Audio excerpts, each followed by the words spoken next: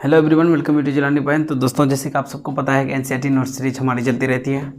तो उसी सिलसिले में आज हम 7th क्लास का हिस्ट्री का चैप्टर 4 को देखते हैं, द मुगल एम्पायर। देखिए, एम्पायर और किंगडम में मैंने पहले भी फ़र्क बताया आपको कि किंगडम उसी को बोलते हैं जिसमें मतलब एक राजा मतलब ज़्यादा बड़ा क्षेत्र में शासन ना करता हो, तो वो किंगडम कहलाएगा। एम्पायर किसको बोलेंगे भाई? एक बड़ा सा साम्राज्य को, ठीक है। तो उसमें और किंगडम और क्या बोलते हैं, किंग और एम्पायर में फ़र्क होता है, ठीक। तो आज हम लोग मुगल एम्पायर के बारे में समझते हैं। तो आप लोगों ने भी बहुत बार चर्चाएं सुनी होगी मुगल एम्पायर के बारे में। क्या कह रहा है? In the middle age very powerful empire was Mughal. सबसे बड़ा अगर कोई मिडिल एज में कोई पावरफुल एम्पायर रहा है, वो क्या था? मुगल्स था। From the latter half of the 16th century, 16th century के आधे आते आते थे। 16th सेंचुरी कहाँ से शुरू होता है? 1500 से लेके 1600 के बीच को क्या बोलेंगे? 16th सेंचुरी बोलेंगे, ठीक है। तो 16th सेंचुरी की बात कर रहा है क्योंकि 1526 में क्या हुआ है? बाबर आक्रमण करेगा, ठीक। इसी वजह से तो मुगल एम्पायर क्या करता है? आगरा से दिल्ली तक कैप्चर कर लेता है। लेकिन 17th सेंचुरी आते आते control nearly all the sub continent. तो जितनी सारी सब कॉन्टिनेंट हैं सभी पे कंट्रोल उसका, मतलब उसी का शासन चलेगा। इतना बड़ा था। The legacy lift bye them stand up unparalleled. देखिए, जो वो विरासत में छोड़ गए ना, वो मतलब विशाल है, बहुत ज़्यादा, ज़रूरत से बहुत ज़्यादा है। हम लोग उसकी गिनना नहीं कर सकते क्योंकि देखिए, रेड फोर्ट छोड़ के गए, विरासत में ही तो छोड़ के गया भारत के लिए।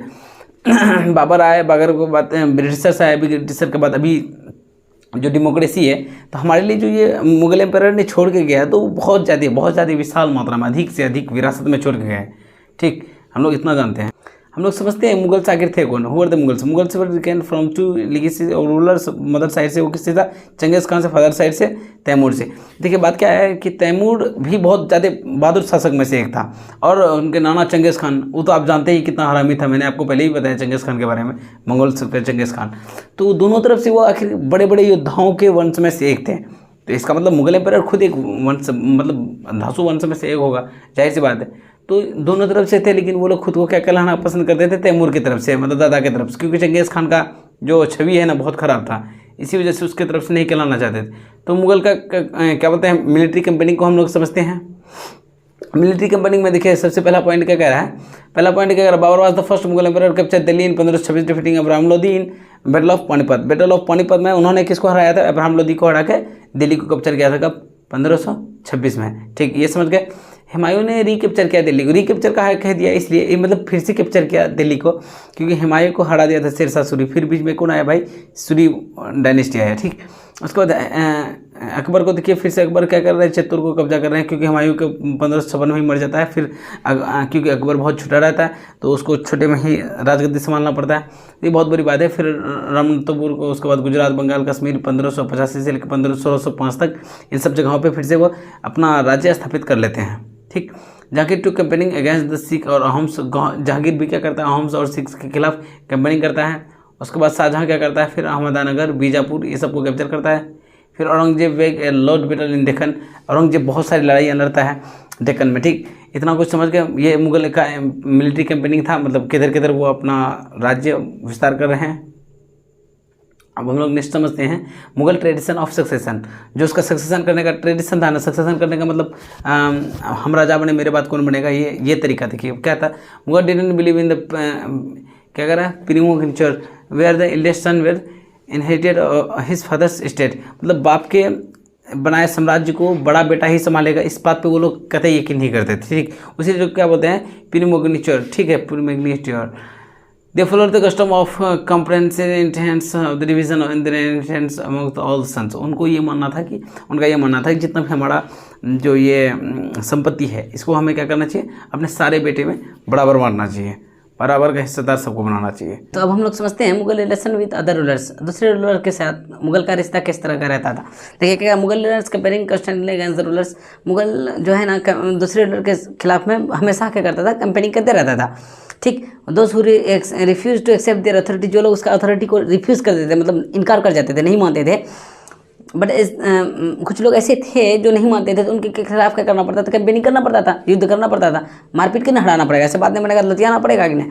इसी तरह से मुगल भी अपनाते थे, ठीक। But as the Mughal became powerful many other rulers join them voluntary. जैसे जैसे वो पावरफुल होते गए तो कुछ रूलर्स क्या हुआ, उनके साथ अपनी इच्छा होने के बावजूद या ना होने के बावजूद भी उनके साथ जाके इकट्ठा हो गए। देखिए समाज में इज्जत कमाने के लिए दो ही काम काफ़ी है, या तो आप बहुत बड़ा अमीर आदमी बन जाइए या आप बहुत ख़राब आदमी बन जाइए। या तो आप पावरफुल बन सकते हैं या फिर बहुत ज़्यादा खराब बन सकते हैं। दोनों में से एक चीज़ बनने के बाद आपके पास खुद ब खुद आदमी पहुंच जाएंगे। तो मुगल ने भी उन्हीं में से कुछ एक थे, पावरफुल बन गए तो बहुत सारा राजा क्या वॉलंटियरी ही उसके साथ जाके जुड़ गए। कुछ ऐसे थे जो अनवॉलंटरी भी गए थे। ठीक। थर्ड में Mughal gave the mansab and jagir which help them to extend the territory. Mughal ने एक मनसब सिस्टम और जागीरदारी सिस्टम जो लाया था, इसकी मदद से वो क्या हुआ, अपना टेरिटरी को एक्सपेंड करने में उसको बहुत ज़्यादा मदद मिली। ये सिस्टम भी बहुत हद तक सही था। The main source of income available in the Mughal rulers was tax produce of the peasantry. जो पिजेंट लोग थे, मतलब जो किसान लोग थे, उन लोगों के द्वारा जो चीज़ भी प्रोड्यूस की जाती थी उस पर जो टैक्स लगता था वही उनका मेन रिसोर्स होता था इनकम का। उसी से वो अपने मिलिट्रीज को सैलरी वैलरी पे करते थे। ठीक है, ये उसका मेन रिसोर्स था। तो अकबर की पॉलिसी को पढ़ते हैं, अकबर का पॉलिसी भी बहुत ज़्यादा धांसू था भाई। Akbar work found in books Akbarnama written by Abu Fazal. Akbar का जितना भी शौकीन या जितना भी काम था, उसके जो दोस्त ने किताब लिखा है अबू फजल, मतलब उसका कोटियार ही है लेकिन से फ्रेंड भी अबू फजल, मैंने आपको शायद पहले भी बताया। ठीक। Akbar divided his kingdom into provisions called subah govern by subedar. Akbar ने क्या किया, अपने जो प्रोविज़न थे, मैंने पहले भी बताया आपको, प्रोविज़न मीन्स ये मान के चलिए इंडिया है, इंडिया का ये सब क्या है, प्रोविज़न है। स्टेट लोग क्या है, प्रोविज़न है। तो अपना प्रोविज़न में उन्होंने क्या कहा, प्रोविज़न को वो सूबा कहते थे, उसको चलाने के लिए गवर्नर, जिसको गवर्नर बना के भेजते थे उसी को सूबादार कहते थे। ये सूबा है, इसको चलाने के लिए सूबेदार होता था। तो ये बहुत अच्छा सिस्टम लाया था अकबर ने। Akbar noble command large army had access large amount of revenue. Akbar जो है बहुत ज़्यादा अधिक आर्मी संभालते थे, उसके बाद उसके लिए बहुत ज़्यादा अधिक रेवेन्यू की भी ज़रूरत पड़ती थी। अकबर को समझा। अकबर वाज एट फतेहपुर, जब वो फतेहपुर सिकरी में थे, he started discussion religious ulemas. उन्होंने उलमा लोगों के साथ डिस्कशन करना शुरू किया, ब्राह्मण्स के साथ, जजेस के साथ, सभी के साथ एक डिस्कशन करना शुरू किया। मतलब इसी डिस्कशन को क्या कहा भैया, इबादत खाना का। This discussion took place in इबादत खाना। ये डिस्कशन कहाँ हो रहा था, इबादत खाना में। हम लोग Akbar realised that religion scholars emphasise ritual domains often by beggars. कुछ लोग कट्टरपंथी के तरीके से अपने धर्म के हर चीज़ को अपनाते थे, उन्हीं लोगों के खिलाफ ये उसका जो रियलाइज़ किया, वो महसूस किया, इसी वजह से उन्होंने ये मीटिंग रखा लोगों के प्रति है। ठीक है। It lead Akbar to idea of Sulh Kul universal piece. उन्होंने उसके दिमाग में ये आइडिया आया, इस तरह से हम लोग शांति बहाल कर सकते हैं, लोगों के बीच शांति होगा। शाहजहाँ और जौहर क्या किए थे, उसी के प्रिंसिपल, उसी के सिद्धांतों को फिर फॉलो किए थे। 8th पॉइंट में यही है। ठीक। अब हम लोग नेक्स्ट समझते हैं क्या करा Mughal empire in 17th century and after. 17th century में किस तरह का था मुगल एम्पायर, और उसके बाद फिर किस तरह का हुए। ठीक। तो समझिए फर्स्ट पॉइंट का, the administrative and military efficiency of Mughal empire lead a great economic commercial prosperity. जो उनका जो आर्मी का एकदम, मुगल एम्पायर ऐसे भी तो इकोनॉमिक तौर पे बहुत ज़्यादा मजबूत हो चुके थे। ठीक है, ये मुगल एम्पायर था भाई, बहुत पावरफुल था, तो कमर्शियली ये बहुत ज़्यादा मजबूत हो चुके थे, लोगों के बीच बहुत ज़्यादा इनका दिलचस्प रहा था। ठीक। The Mughal empire, second point, the Mughal empire and their mansab they spend a great deal with their income of the salaries and goods. उन सबको बहुत अच्छा सैलरीज मिलता था मनसब को। मनसब तो एक पोस्ट है ना, तो उन सबको पोस्ट मिलता है, मतलब सैलरीज मिलता था, बहुत ज़्यादा सामान मिलता था, सब कुछ बहुत बेहतरीन मिल रहा था। वैसे भी धन बहुत ज़्यादा होता मुगल के समय में। The wealthier peasantry artisan group merchants bankers profited in the economic world. इन लोगों को भी बहुत ज़्यादा प्रॉफिट हो रहा था, जैसे कि पीजेंट्री आर्टिसंस को, मर्चेंट लोगों को, बैंकर्स को, जो लोग मतलब वही होते थे महाजन लोग गांव के, उन लोगों को बहुत ज़्यादा प्रॉफिट हो रहा था। ठीक। उसके बाद 4th पॉइंट समझते हैं, primary producers however lived in poverty. लेकिन जो प्राइमरी प्रोड्यूसर थे वो बहुत ज़्यादा गरीबी में जीते थे। प्राइमरी प्रोड्यूसर मीन्स जो बेचारा शुरुआती काम करता हो, उसी को क्या बोलते हैं, प्राइमरी प्रोड्यूसर। वो लेकिन अपनी ज़िंदगी गरीबी में ही जी रहे थे। By the 18 several provision started declaring independence through they continue the regarded of Mughal and there masters. लेकिन फिर भी 18th सेंचुरी के आते आते ही लोग अपना अपना अलग अलग प्रोविज़न कंटिन्यू कर गए। मान के चलिए ये मुगल एम्पायर है तो इसका अलग अलग मनसब है, ये लोग क्या किए, अपना इंडिपेंडेंट हो गए, लेकिन अपना मास्टर किसको मान रहे थे, मतलब मेन मास्टर किसको मान रहा था, मुगल्स को ही मान रहा था। तो दोस्तों ये नोट सीरीज था, इसको आप लोग कंप्लीट कीजिए। ठीक। उसके बाद हम लोग सॉल्यूशन के पार्ट को देखते हैं। ओके, तो गाइस वेलकम बैक। अब हम लोग सॉल्यूशन को ध्यान देते हैं। देखिए फर्स्ट मैचिंग है, आप लोग उसको कंप्लीट कर लेंगे। ठीक। उसके बाद देखिए फिल इन द ब्लैंक है, फिल इन द ब्लैंक का जो ये सारा पॉइंट है, ये वाला पॉइंट, ये इन सबको आपको क्या करेंगे, फिल इन द ब्लैंक में भर लेंगे। ठीक, उसके बाद नेक्स्ट हम लोग चलते हैं किसके तरफ, क्वेश्चन आंसर की तरफ। ठीक है, सॉल्यूशन के पार्ट में देखिए पहला वाला क्वेश्चन क्या व्हाट था, central provision under the control of Mughals. Mughals का जो कंट्रोल था, सेंट्रल प्रोविजन, उनमें से कौन कौन सा था। तो आप लोग सबको समझ जानिए, लाहौर, पानीपत, दिल्ली, मैसूर, आगरा, ये सारा क्या था, सेंट्रल प्रोविजन थे उनके, मतलब सेंट्रल जहाँ पे वो बीचों बीच में शासन करते थे, सेंट्रल वाले जगह की बात कर रहा है।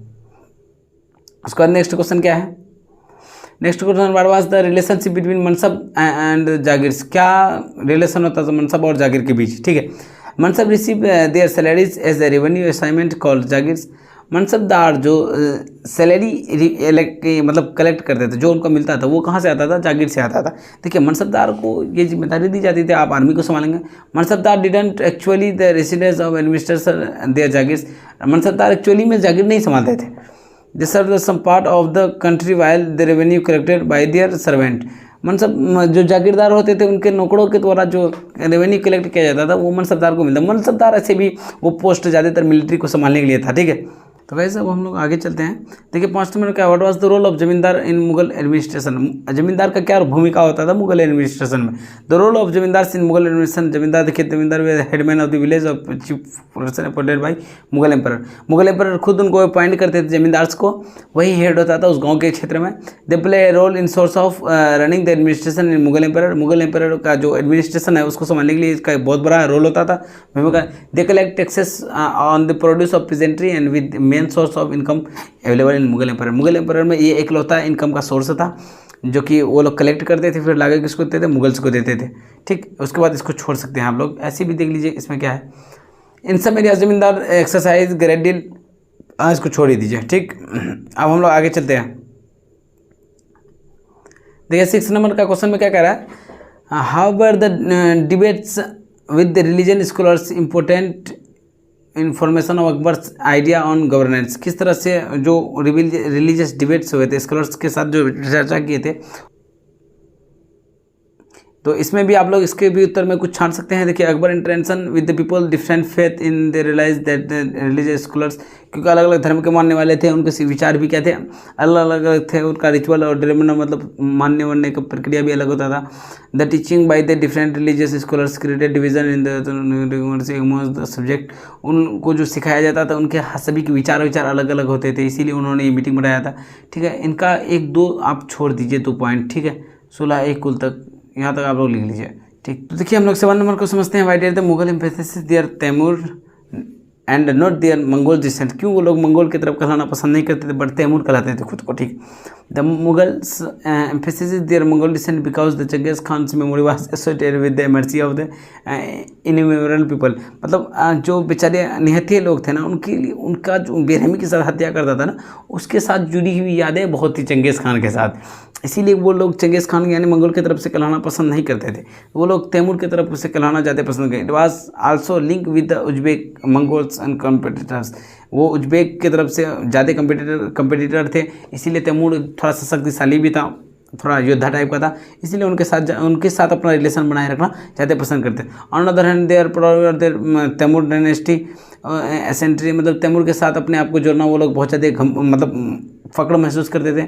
Not least because their great associated capture Delhi. उन लोगों ने भी एक बार 1398 में दिल्ली को कैप्चर किया था। दे आल्सो के सेलिब्रेटेड द इकोनॉमिक प्रोसेसली rulers with picture made with Taimur himself. आप लोगों ने किताब में एक पिक्चर देखी होगी तैमूर के साथ, इसीलिए वो लोग अपना तस्वीर बनाना पसंद करते थे। देखिए आप लोग यहाँ तक नोट कंप्लीट करेंगे, ठीक है। और बाकी जिसको लेट से डिस्कस करने की इच्छा है वो लेट से डिस्कस आराम से रोक के कर सकते हैं, ठीक, कोई दिक्कत नहीं है। लेट से डिस्कस ऐसे भी नहीं करना है। तो guys thanks for your support, आप लोगों ने बहुत सारा सपोर्ट किया है, ठीक, keep supporting, okay, thank you, take care.